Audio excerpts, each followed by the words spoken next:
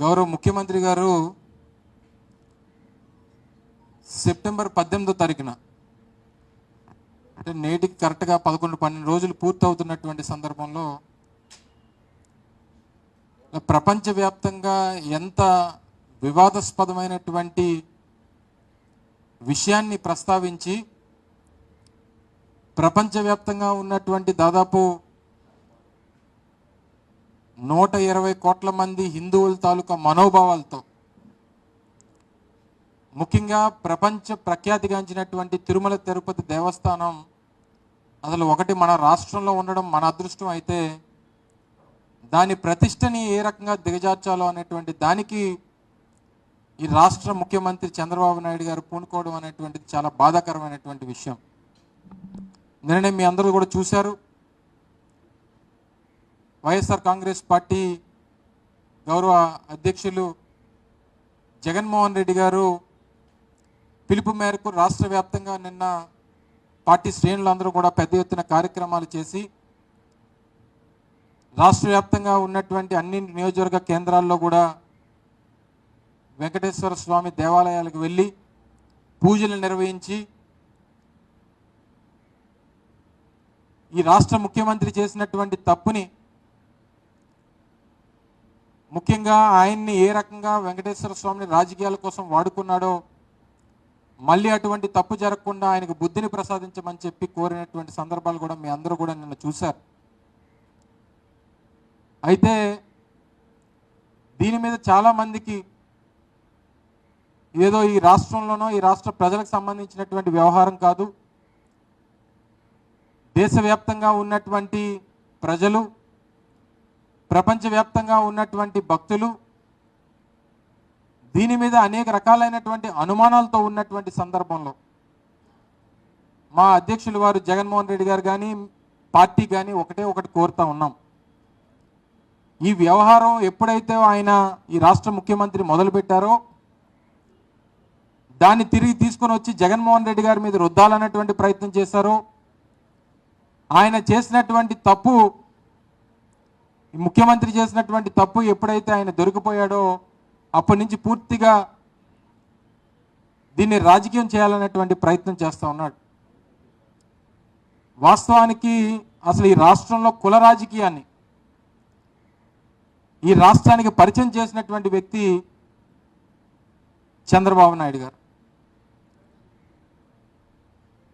ఇప్పుడు కొత్తగా మత రాజకీయాన్ని రాష్ట్రానికి పరిచయం చేస్తున్నటువంటి సందర్భాలను మనం ఈ సందర్భంగా చూస్తూ ఉన్నాం.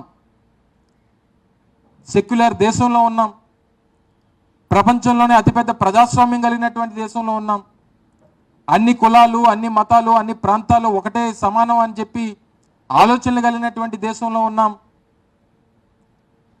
కానీ ఈరోజు మత రాజకీయానికి పునాదులు వేసి రాష్ట్రంలో మతాల మధ్య చిచ్చు పెట్టేటువంటి కార్యక్రమం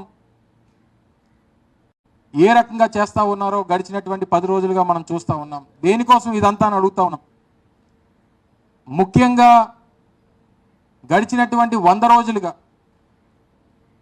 వారి తాలూకా ఫెయిల్యూర్స్ని కప్పిపుచ్చుకోవడానికి, ఎన్నికల ముందు ఇచ్చినటువంటి ఏ ఒక్క హామీని నిలబెట్టుకోకపోగా, చెప్పినటువంటి కార్యక్రమాలు ఏమి చేయకపోగా, నిస్సహాయ స్థితిలో ఏమి చేయాలో తోచని పరిస్థితిలో చివరికి దేవుని కూడా రాజకీయాల్లోకి తీసుకొచ్చినటువంటి వ్యక్తి చంద్రబాబు నాయుడు గారు అని చెప్పి సందర్భంగా చెప్పక తప్పదు.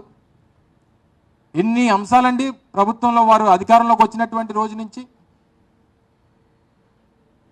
అధికారంలోకి రావడమే ఏ రకంగా రాష్ట్రంలో విధ్వంసం సృష్టించారో మనం చూసాం. రాష్ట్రంలో వైఎస్ఆర్ కాంగ్రెస్ పార్టీకి సంబంధించినటువంటి కార్యకర్తల్ని ఎంతమందిని పొట్టన పెట్టుకున్నారో చూసాం. వినుకొండలో నడి రోడ్డు మీద మా వైఎస్ఆర్ కాంగ్రెస్ పార్టీ కార్యకర్తని అత్యంత అమానుషంగా నరికి చంపినటువంటి విజువల్స్ చూసాం. దాని మీద పెద్ద ఎత్తున ఢిల్లీలో నిరసన కార్యక్రమాన్ని చేపట్టేటువంటి సందర్భాలు మీరు చూశారు. దాదాపు 35 మంది పైచిలకు ప్రాణాలు పట్టణ పెట్టుకున్నారు. అనేక రకాలైనటువంటి ఆస్తులు ధ్వంసం చేశారు. బుల్డోజర్లతో మా కార్యకర్తలు, మా నాయకులకు సంబంధించినటువంటి ఆస్తుల్ని కొల్లగొట్టేటువంటి కార్యక్రమాన్ని చేశారు. ప్రభుత్వ ఆస్తుల మీదకి వెళ్ళారు, ఒక పక్క విధ్వంసం సృష్టిస్తూ పూర్తిగా లా అండ్ ఆర్డర్ని గాలికి వదిలేసి ఇంతమంది ప్రాణాలు పట్టున పెట్టుకున్నటువంటి ప్రభుత్వం ఈరోజు రాష్ట్రంలో ఉండడం చాలా దురదృష్టకరం. ఈరోజు దాంతోపాటు అనేక అంశాలు, ఎంతమంది పిల్లలు ఈరోజు నాణ్యమైనటువంటి నెయ్యి సరఫరా జరగలేదని చెప్పి తిరుపతి ప్రసాదంలో లడ్డూలో కల్తీ నెయ్యి వాడారని చెప్పి విష ప్రచారం చేసినటువంటి ఈ ముఖ్యమంత్రి మరి ఈరోజు రాష్ట్రంలో అనేక పాఠశాలల్లో, అనేక హాస్టల్స్లో, అనేక ప్రభుత్వానికి సంబంధించినటువంటి హాస్టల్స్లో పిల్లలు ఫుడ్ పాయిజనింగ్ అయ్యి నాణ్యమైనటువంటి ఆహారం అందక ఇదే ఉమ్మడి విశాఖపట్నం జిల్లాలో దాదాపు 4-5 పిల్లలు చనిపోయారు. అటు గుంటూరు కానీ, తిరుపతి కానీ, ఏఎస్ఆర్ జిల్లా కానీ, విశాఖపట్నం కానీ అనేక ప్రాంతాల్లో ఉన్నటువంటి ప్రభుత్వానికి సంబంధించినటువంటి పాఠశాలల్లో పిల్లలు ఏ రకమైనటువంటి స్థితిలో ఉన్నారో, ఏ రకమైనటువంటి అన్యాయంగా వారిని పొట్టన పెట్టుకునేటువంటి కార్యక్రమం చేశారో మనం చూసాం. ఓ పక్క గుడ్లవల్లేరు ఇంజనీరింగ్ కాలేజీలో మహిళలకు సంబంధించినటువంటి రెస్ట్ రూమ్స్లో కెమెరాలు పెట్టారని చెప్పి వాళ్ళు గొడవ చేస్తే వాళ్ళ మీద అత్యంత కిరాతకంగా రాష్ట్ర ప్రభుత్వంలో ఉన్నటువంటి మంత్రులు అసలు ఏమీ లేదని, అక్కడ ఏమీ జరగలేదని చెప్పి వాళ్ళని భయభ్రాంతులు చేసి భయపెట్టేటువంటి కార్యక్రమం చేశారు. విజయవాడ ఫ్లడ్స్ని, ఓ పక్క విజయవాడలో ఫ్లడ్స్ ఫ్లో ఎక్కువ ఉంది, జాగ్రత్తలు తీసుకోవాలని చెప్పి ఒక పక్క ఇంజనీర్లు చెప్తే, ఇరిగేషన్ సంబంధించిన ఇంజనీర్లు ప్రభుత్వాన్ని హెచ్చరిస్తే నిమ్మక నీరెత్తినట్టు కనీసం వారికి తెలియజేయకుండా పూర్తిగా జగన్మోహన్ రెడ్డి గారు చెప్పినట్టు మొన్న విజయవాడలో జరిగినటువంటి విధ్వంసానికి అది ప్రకృతి వైపరీత్యం కాదు, ఈ ప్రభుత్వం చేసినటువంటి కార్యక్రమం అని చెప్పి అనేక సందర్భాలు చెప్తే అక్కడ గొడవలు జరుగుతూ ఉంటే దాన్ని డైవర్ట్ చేయాలి. ఇప్పటికీ పరిహారం అందక నిన్న మొన్న మీరు చూశారు, విజయవాడ కలెక్టరేట్ దగ్గర పెద్ద ఎత్తున బాధితులందరూ కూడా వెళ్ళి ధర్నా కార్యక్రమాలు చేస్తున్నటువంటి సందర్భాలు మీరు చూశారు. మన విశాఖపట్నంలో ఉన్నటువంటి స్టీల్ ప్లాంట్ ప్రైవేటైజేషన్కి సంబంధించినటువంటి ఉద్యమం జరుగుతూ ఉంటే దాన్ని ఏ రకంగా డైవర్ట్ చేయాలి, దాని నుంచి ప్రజల్ని తాలూకా ఇది ఎలా డైవర్ట్ చేయాలనేటువంటి దాని మీద వీరి ఆలోచనలు. మొన్న రాత్రి దాదాపు 4,000 మందికి మీరు ఇంకా రేపు నుంచి కాంట్రాక్ట్ వర్కర్స్కి మీరు ఇంక రేపు నుంచి రావక్కర్లేదని చెప్పి 4,000 మందికి ఆర్డర్లు ఇస్తే వారి తాలూకా గేట్ పాస్లు క్యాన్సిల్ చేస్తే పెద్ద ఎత్తున నిన్న తెల్లవారుజాము నుంచి ఉద్యమం జరిగితే మళ్ళీ అప్పటికప్పుడు టెంపరీ పాస్లు ఇచ్చి అలౌ చేశారు. అంటే వీటన్నిటినీ ఎలాగా ఏమార్చాలి, ప్రజల తాలూకా దృష్టిని ఏ రకంగా మరల్చాలి, ఈ పెద్ద ఇష్యూస్ని అన్నిటిని కూడా ఏ రకంగా మనం తప్పించుకోవాలి, దీని మీద ఉన్నటువంటి శ్రద్ధ ప్రభుత్వాన్ని నడిపేటువంటి దాని మీద, ప్రజలకు మంచి చేసేటువంటి దాని మీద, రాష్ట్రానికి మంచి జరగాల్సినటువంటి కార్యక్రమాల మీద చూపించకపోవడం అనేటువంటి చాలా దురదృష్టకరం. నిన్ననే జరిగినటువంటి కార్యక్రమంలో కూడా మాట్లాడినప్పుడు చెప్పడం జరిగింది, చంద్రబాబు నాయుడు అనేటువంటి వ్యక్తి ఒక రాజకీయ జాదు, ఒక పొలిటికల్ జాదు చంద్రబాబు నాయుడు గారు అనేటువంటి విషయాన్ని ఈ సందర్భంగా తెలియజేస్తా ఉన్నాం. మరొకసారి ఉన్నది లేనట్టుగా, లేనిది ఉన్నట్టుగా సృష్టించి ప్రజల తాలూకా దృష్టిని మరల్చాలి, ప్రజలు ఏదైతే కోరుకుంటున్నారో, ఏదైతే కావాలని చెప్పి కోరుకుంటున్నారో దాని నుంచి ఏ రకంగా ప్రజల తాలూకా దృష్టిని మరల్చాలన్నటువంటి దాంట్లో చాలా ఆరితేరినటువంటి వ్యక్తి చంద్రబాబు నాయుడు గారు. ఈరోజు ఉద్యమం జరుగుతూ ఉంది, స్టీల్ ప్లాంట్కి సంబంధించినటువంటి ప్రైవేటైజేషన్ ఇష్యూ మీద, కాంట్రాక్ట్ కార్మికుల్ని తీసేశారనేటువంటి దాని మీద ఉద్యమం జరుగుతూ ఉంది. పర్మనెంట్ ఎంప్లాయీస్కి సంబంధించి వారిని ట్రాన్స్ఫర్లు చేస్తారని, విఆర్ఎస్ వాళ్ళని ఫోర్స్ చేస్తారని చెప్పి ఒక పక్క భయాందోళనల మధ్యలో స్టీల్ ప్లాంట్ కార్మికులు ఉంటే, మొన్న స్థానిక శాసనసభ్యులు స్థానిక పార్లమెంట్ సభ్యులు వచ్చి అంటారు అవసరమైతే మేము రాజీనామా చేస్తామని చెప్పనంటారు. నిన్న ముఖ్యమంత్రి గారి అబ్బాయి వచ్చారు, వారు మాట్లాడుతూ ప్రైవేటైజ్ కాదు అని చెప్పని ఆయన అంటాడు. వారికి సంబంధించినటువంటి శాసనసభ్యులు పార్లమెంట్ సభ్యులు మేము అవసరం అయితే ఒకవేళ ప్రైవేటైజ్ అయితే మేము రాజీనామాలు చేస్తామని చెప్పండి. మీ రాజీనామాలతో అవసరం లేదు. మీరు ఈరోజు తెలుగుదేశం పార్టీ ఉన్నటువంటి స్థితిలో ఈరోజు విశాఖపట్నం స్టీల్ ప్లాంట్ ప్రైవేటైజ్ కాకుండా కాపాడాలంటే ఉండేది ఒకటే ఒక మార్గం. ఈరోజు కేంద్రంలో ఉన్నటువంటి ఎన్డీఏ ప్రభుత్వం, ప్రధానమంత్రి నరేంద్ర మోడీ గారు, కేంద్ర ప్రభుత్వం ఈరోజు కేవలం రాష్ట్రంలో ఉన్నటువంటి తెలుగుదేశం పార్టీ ఇచ్చినటువంటి మద్దతు మీదే నిలబడి ఉంది. చెప్పండి, కేంద్ర ప్రభుత్వానికి అల్టిమేటం ఇవ్వండి, మీరు స్పష్టమైనటువంటి ప్రకటన చేయండి, స్టీల్ ప్లాంట్ ప్రైవేటైజేషన్ చెయ్యు అని చెప్తే తప్ప మేము ఊరుకోమని చెప్పి ఒక అల్టిమేటం ఇవ్వమనండి. లేదా మీరు ప్రైవేటైజ్ చేస్తే మేము ఇచ్చినటువంటి మద్దతుని ఉపసంహరించుకుంటామని చెప్పమనండి. ఎందుకు కేంద్ర ప్రభుత్వం దిగిరాదో నేను అడుగుతా ఉన్నా. ఈరోజు అక్కడ ఉన్నటువంటి కార్మికుల తరపున, అక్కడ ఉన్నటువంటి యూనియన్ నాయకుల తరపున, రాష్ట్ర ప్రజల తరపున ఇది ఒక సెంటిమెంట్గా ఉన్నటువంటి సందర్భంలో దీనికి ఉన్నటువంటి ఏకైక మార్గం, ఎందుకంటే ఈరోజు అవకాశం ఉంది కేంద్రంలో, తెలుగుదేశం పార్టీ ఇచ్చినటువంటి మద్దతు ద్వారా ఈరోజు కేంద్రంలో ప్రభుత్వం నడుస్తూ ఉంది. వారు మద్దతు ఉపసంహరించుకుంటే కేంద్రంలో ప్రభుత్వం పడిపోతుంది. నాకు తెలిసి ఈ స్టీల్ ప్లాంట్ కోసం మా ప్రభుత్వం పోయినా పర్వాలేదని చెప్పి అనుకునేటువంటి పరిస్థితిలో నాకు తెలిసి కేంద్ర ప్రభుత్వం ఉండదు. వాళ్ళు సెయిల్లో విలీనం చేయమని చెప్పి అడుగుతూ ఉన్నారు. మీరు ఎంప్లాయీస్ అందరినీ ఒకరిని తీసేసి వేలాది మంది కార్మికుల్ని మీరు వాళ్ళకు ఉన్నటువంటి కాంట్రాక్ట్ లేబర్, కాంట్రాక్ట్ వర్కర్స్కి కానీ లేదా మిగిలినటువంటి వారికి కానీ విఆర్ఎస్ పెట్టిచ్చేస్తామని చెప్పి ఎవరు అంటారు, వేరే ప్లాంట్లకి ట్రాన్స్ఫర్ చేస్తామని చెప్పి ఒక సందర్భంలో చెప్తారు, రకరకాలైనటువంటి లీక్స్ ఇస్తారు. వీటన్నిటి మధ్య, ఇన్ని కన్ఫ్యూజన్స్ మధ్య ఈరోజు ప్లాంట్లో కార్మికులు అగమ్యగోచరంగా రేపు ఏం జరుగుతుందో, ఏ నిమిషం ఏం జరుగుతుందో తెలియనటువంటి పరిస్థితిలో ఉన్న వాటి గురించి పట్టించుకోవడం మానేసి తిరుపతి ప్రసాదం గురించి, తిరుపతి లడ్డు గురించి అనేక మంది ప్రజల తాలూకా మనోభావాలతో, మరి ముఖ్యంగా హిందువుల తాలూకా మనోభావాలతో మీరు ఆటలాడుకునేటువంటి పరిస్థితి వచ్చింది. మళ్ళీ ఇతర మతాల్ని నిందించేటువంటి స్థాయికి వెళ్ళిపోయారు మీ ప్రభుత్వంలో ఉన్నటువంటి పెద్దలు. ఇది సమంజసం కాదు, మీరు చేస్తున్నటువంటిది కరెక్ట్ కాదు. చివరిని దేవుణ్ణి కూడా రాజకీయాల్లోకి తీసుకుని వచ్చేటువంటి స్థాయికి దిగజారిపోయారు. మత రాజకీయాలు చేసేటువంటి పరిస్థితికి వచ్చేసింది ఈ రాష్ట్రంలో తెలుగుదేశం పార్టీ ప్రభుత్వం అనేటువంటి విషయాన్ని కూడా ఈ సందర్భంగా తెలియజేస్తా ఉన్నా.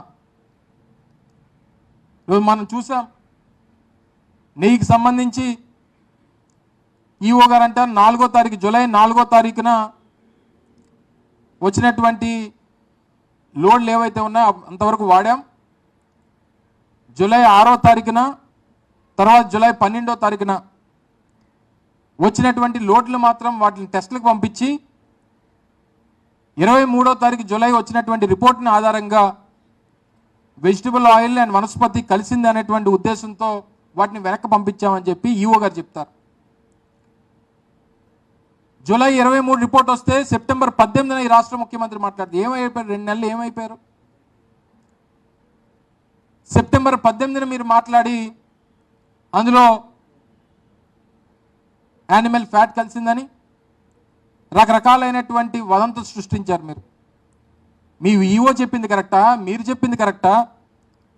ఒకవేళ కల్తీ నెయ్యి అని చెప్పి రిజెక్ట్ చేసినటువంటి పరిస్థితులు ఉంటే అసలు కల్తీ నెయ్యి రిజెక్ట్ చేసినప్పుడు లడ్డూలో ఎలా వాడుతారనేటువంటి దానికి ఏం సమాధానం చెప్తారు? ఇన్ని అనుమానాలు ఈరోజు మహాప్రసాదమైనటువంటి తిరుపతి లడ్డు చుట్టూ తిరుగుతూ ఉందనంటే ఎంత పాపానికి మీరు పాల్పడ్డారనేటువంటిది ఒకసారి ఆలోచన చేయాలి చంద్రబాబు నాయుడు గారు అని చెప్పి సందర్భంగా అడుగుతా ఉన్నాం. అందుకే ఈరోజు వైఎస్ఆర్ కాంగ్రెస్ పార్టీ కానీ రాష్ట్ర ప్రజలు కానీ ఒకటే డిమాండ్ చేస్తూ ఉన్నారు. ఎందుకు మీరు సిబిఐ ఎంక్వైరీకి మీరు ముందుకు రావట్లేదు? ఎందుకు సిబిఐ ఎంక్వైరీ కోరట్లేదు? ఏదో ఒక సుప్రీంకోర్టు జడ్జితోనో హైకోర్టు జడ్జితోనో మీరు ఎంక్వైరీ చేయడానికి ఎందుకు ముందడుగు వేయట్లేదు? ఎందుకంటే ఇందులో మీరు చేసినటువంటి రాజకీయ ప్రకటనల ద్వారా మీరు తప్పు చేశారనేటువంటి విషయం మీకు తెలుసు. అయినప్పటికీ ఇన్ని అనుమానాలు సృష్టించిన తర్వాత వాస్తవాలు ఏంటో అనేటువంటి తెలియాల్సినటువంటి అవసరం ప్రజలకి, మరి ముఖ్యంగా ప్రపంచవ్యాప్తంగా ఉన్నటువంటి హిందువుల ముందు ఉంది అనేటువంటి విషయాన్ని కూడా ఈ సందర్భంగా తెలియజేస్తూ ఉన్నా. ఇటువంటి పరిస్థితుల్లో తప్పకుండా అందుకే వైఎస్ఆర్ కాంగ్రెస్ పార్టీ కూడా సుప్రీంకోర్టులో ఈ సంబంధించినటువంటి సబ్జెక్ట్ మీద మూవ్ చేసింది. రేపు సోమవారం అది హీరింగ్ వచ్చింది. మేము సుప్రీంకోర్టులో సంబంధించినటువంటి వ్యవహారం మీద సరైనటువంటి విచారణ జరుగుతుంది అని చెప్పి వారు ఆదేశిస్తారని చెప్పి ఆశిస్తూ ఉన్నాం. మీకు నిజంగా చిత్తశుద్ధి ఉంటే ప్రభుత్వం కూడా దానికి డిమాండ్ చేయాలని చెప్పి కోరుతా ఉన్నాం. కేంద్ర ప్రభుత్వానికి లేఖ రాయండి సిబిఐ ఎంక్వైరీ కోసం. ఈరోజు ఇన్ని తప్పులు చేసి ఇన్ని విషయాలన్నింటినీ కూడా డైవర్ట్ చేసి అసలు ఈరోజు వాళ్ళు చూస్తే తిరుపతి పవిత్రత గురించి, తిరుమల పవిత్రత గురించి ఇన్ని రకాలుగా మాట్లాడుతూ ఉన్నారే. నిన్న కాక మొన్న ప్రభుత్వానికి సంబంధించినటువంటి లిక్కర్ షాప్స్ ఏవైతే ఉన్నాయో వాటిని అన్నింటిని కూడా రద్దు చేస్తూ ఒక ఆర్డినెన్స్ ఇచ్చారు. ఆర్డినెన్స్ ఇస్తూ కొత్తగా ప్రైవేట్ షాప్స్కి సంబంధించినటువంటి కొత్త పాలసీని కూడా తీసుకురాబోతున్నాం అనేటువంటిది మన క్యాబినెట్లో ఒక నిర్ణయం కూడా చేశారు. మనందరం కూడా చూసాం. మీకు నిజంగా తిరుపతి మీద, తిరుపతి పవిత్రత మీద ఈ ప్రభుత్వానికి అంత చిత్తశుద్ధి ఉంటే అది ఇవి 26 జిల్లాలకు సంబంధించి, రాష్ట్రంలో ఉన్నటువంటి 26 జిల్లాలకు సంబంధించినటువంటి లిస్టు, దానికి సంబంధించి ఏ జిల్లాలో ఎన్నెన్ని షాపులు కేటాయించారనేటువంటి సంబంధించినటువంటి లిస్ట్ ఇది. హైయెస్ట్ ఎక్కడ ఇచ్చారండి? ఏ జిల్లాలో ఇచ్చారు చూసారా మీరు? ఏ ప్రాంతానికి హైయెస్ట్ నెంబర్ ఆఫ్ షాప్స్ ఇచ్చారో చూస్తే వీరు తిరుపతి గురించి, తిరుపతి గురించి, తిరుపతి పవిత్రత గురించి మాట్లాడేటువంటి రాష్ట్ర ప్రభుత్వం హైయెస్ట్ నెంబర్ ఆఫ్ షాప్స్ ఇచ్చింది తిరుపతికి. 264 షాపులు. రాష్ట్రంలో ఉన్నటువంటి 26 జిల్లాలో హైయెస్ట్ నెంబర్ ఆఫ్ షాప్స్ ఇచ్చినటువంటిది తిరుపతి జిల్లాలో 264. వీరు తిరుపతి గురించి, తిరుపతి పవిత్రత గురించి వీరు మాట్లాడుతూ ఉంటారు. ఇవన్నీ కూడా ఓవరాల్గా 3700 దుకాణాలు ఉంటే అందులో 264 దుకాణాలు, ఆల్మోస్ట్ 10%, 8 to 10% షాప్స్ ఒక్క తిరుపతిలో ఇచ్చారు. ఇవన్నీ ఒక ఎత్తు. నిత్యావసర ధరలు ఏ రకంగా పెరిగిపోతున్నాయి మీరు చూశారు కదా. ఒకసారి దయచేసి మిమ్మల్ని అందరినీ కూడా కోరుతా ఉన్నా, సీనియర్ జర్నలిస్టులు, మీడియా సోదరులు అందరూ కూడా ఉన్నారు. ఇది తెలుగుదేశం పార్టీకి, ప్రభుత్వానికి సంబంధించినటువంటి గెజిట్ పేపర్, ఈనాడు పత్రికల్లో రాసినటువంటి వార్త. బాబోయ్ ఇవేం ధరలు! వాళ్ళు మామూలుగా ఇదివరకు ఏంటంటే జేబులో డబ్బులు పట్టుకొని వెళ్తే సంచి నిండా కాయగూరలు వచ్చేవి. ఇప్పుడు సంచి నిండా డబ్బు పట్టుకెళ్తే జేబు నిండా కాయగూరలు వస్తున్నాయి. అది పరిస్థితి ఈరోజు రాష్ట్రంలో. ఏం చెప్పాడు ముఖ్యమంత్రి గారు ఎన్నికల ముందు? చంద్రబాబు నాయుడు గారు ఎన్నికల ముందు ఏం చెప్పారు? అమ్మో నిత్యావసర ధరలు ఆకాశాన్ని అంటేస్తున్నాయి, ఈ ప్రభుత్వం, ఆ రోజు మా ప్రభుత్వం ఉన్నప్పుడు ఈ ప్రభుత్వం ఉంటే వాళ్ళు మీరు బ్రతకగలరా, తినడానికి తిండి ఉంటుందా అని చెప్పి మాట్లాడినటువంటి చంద్రబాబు నాయుడు గారు ఇవి ఏంటి ధరలు? ఈ ఉల్లిపాయ ధరలు ఎంత ఉన్నాయి ఇప్పుడు? ఆదివారమే కదా మార్కెట్ చేస్తుంటారు కదా, 70-80 రూపాయలు ఉల్లిపాయలు.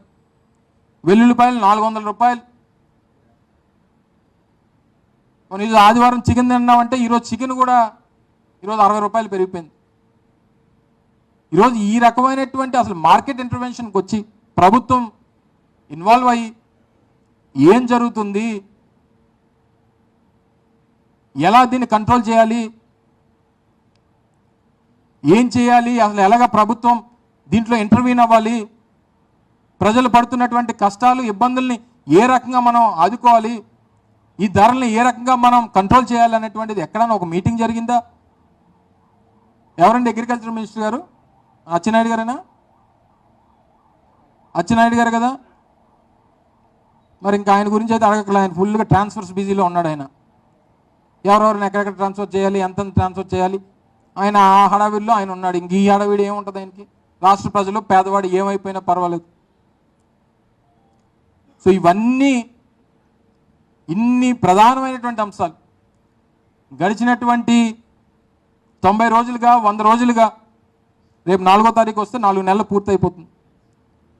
4 నెలలుగా జరిగినటువంటి అనేక వైఫల్యాల్ని కప్పిపుచ్చుకోవడానికి చివరికి రాష్ట్రంలో మత రాజకీయాన్ని సృష్టించారు చంద్రబాబు నాయుడు గారు అనేటువంటి విషయాన్ని ప్రజలు తెలుసుకోవాలి, గమనించాలన్నటువంటి ఉద్దేశంతో, మీ ద్వారా ప్రజలకు తెలియజెప్పాలన్నటువంటి ఉద్దేశంతో ఈరోజు మిమ్మల్ని అందరినీ కూడా ఆహ్వానించడం జరిగింది. దయచేసి ప్రజలు ఇవన్నీ కూడా గమనించాలి. ముఖ్యంగా ప్రజలందరి తరపున మరొకసారి చివరిగా మీ ద్వారా మరొకసారి కోరుతా ఉన్నా, తిరుపతి లడ్డు వ్యవహారంలో కల్తీనై వాడబడిందని చెప్పి చేస్తున్నటువంటి ఆరోపణల మీద తప్పకుండా సిబిఐ ఎంక్వైరీ జరగాల్సిందే అనేటువంటిది వైఎస్ఆర్ కాంగ్రెస్ పార్టీ రాష్ట్ర ప్రజలు డిమాండ్ చేస్తున్నారనేటువంటి విషయాన్ని మరొకసారి మీ ద్వారా తెలియజేస్తా ఉన్నా.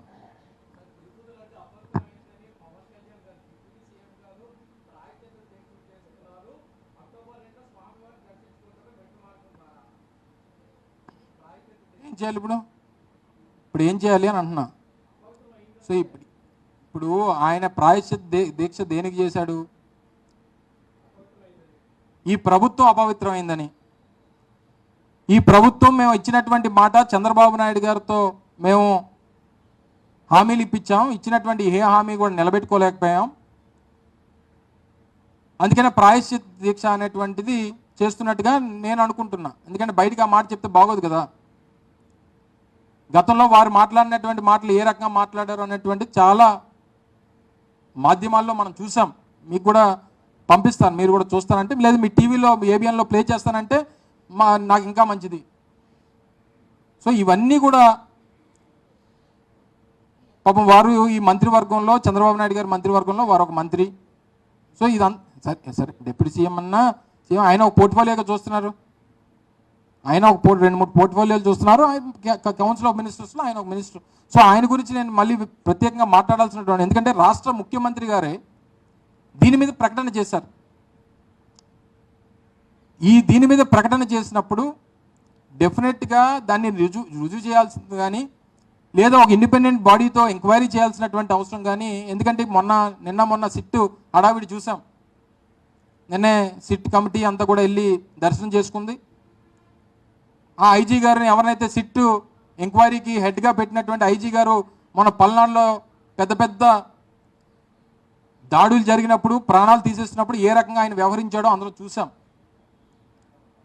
సో ఆ సిట్ల మీద, స్టాండ్ల మీద మాకు నమ్మకం లేదు. మేము కూడా గతంలో ప్రభుత్వంలో ఉన్నాం, ఏ రకంగా పనిచేస్తే మాకు తెలుసు. ఆ సిట్ రిపోర్ట్ తీసుకొని వచ్చి చంద్రబాబు నాయుడు సీటు కింద ఎలా పెట్టుకుంటాడో కూడా మాకు తెలుసు. సో ఇవన్నీ కూడా దయచేసి ఏది చేసినా ఏం చేసినా ప్రజలకి ఈరోజు ఒక ఆంధ్ర రాష్ట్ర ప్రజలే కాదు, ప్రపంచంలో ఉన్నటువంటి ప్రతి ఒక్కరికి ఇది ఒక ఇంటర్నేషనల్ సబ్జెక్ట్ అయిపోయింది. సో దీని మీద వాస్తవాలు ఏంటి అనేటువంటి దానికోసం ప్రజలు ఎదురు చూస్తున్నారు. దానికి ప్రభుత్వం బాధ్యత తీసుకోవాలని చెప్పి ఈ సందర్భంగా కోరుతా ఉన్నా.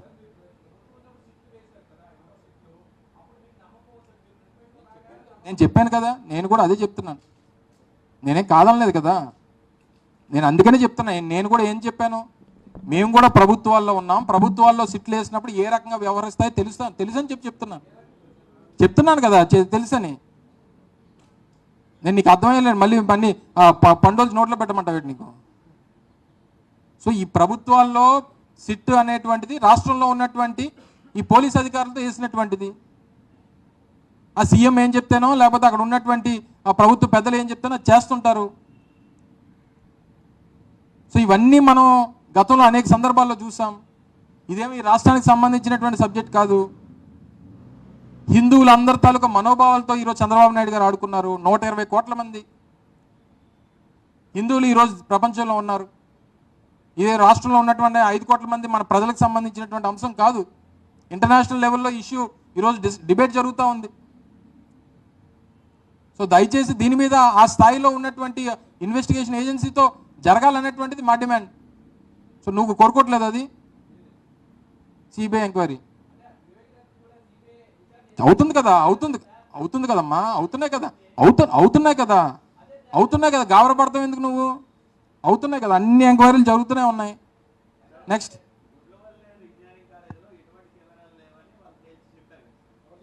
ఓకే చెప్పాడా? పోలీసులు చెప్పలే. మరి ఇంక వన్స్ రాష్ట్ర ముఖ్యమంత్రి కొడుకు మీడియా ముందుకు వచ్చి అసలు అక్కడ ఏమీ లేదు, అక్కడ ఏమీ జరగలేదు, అసలు ఏమీ లేదు అని చెప్పేసిన తర్వాత పోలీసులు ఇంకేం చెప్తారు చెప్పు? ఇప్పుడంతా ఈరోజు చూస్తున్నాం కదా, గడిచినటువంటి 3 నెలలుగా ఈ రాష్ట్రంలో పోలీసులు తీరు అంత సినిమా పోలీస్ అయిపోయింది. సినిమాలో చూస్తుంటాం పోలీసుల్ని ఏ రకంగా వాళ్ళని చిత్రీకరిస్తారు, ఆ రకంగా వ్యవహరిస్తున్నారు ఈరోజు రాష్ట్రంలో. మనం ఏదైనా చెప్తే వినపడదు.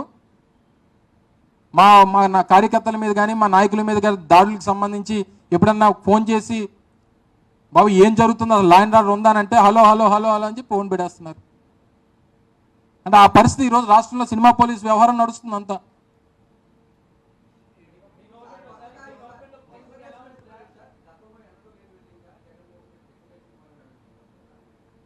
దాని మీద జగన్మోహన్ రెడ్డి గారు మొన్న క్లియర్గా ఆయనే మాట్లాడారు. మళ్ళీ నేను ఎందుకు చెప్పడం దాని మీద? ఆయనే ప్రజల ముందుకు వచ్చి ఈ రకమైనటువంటి కామెంట్స్ చేసినటువంటి వారందరికీ సమాధానంగా వారు మాట్లాడారు. దాని మీద క్లారిటీ ఉంది. మళ్ళీ దాన్ని నేను మళ్ళీ మాట్లాడుకొని మళ్ళీ ప్రజల ముందుకు రావడం దేనికి?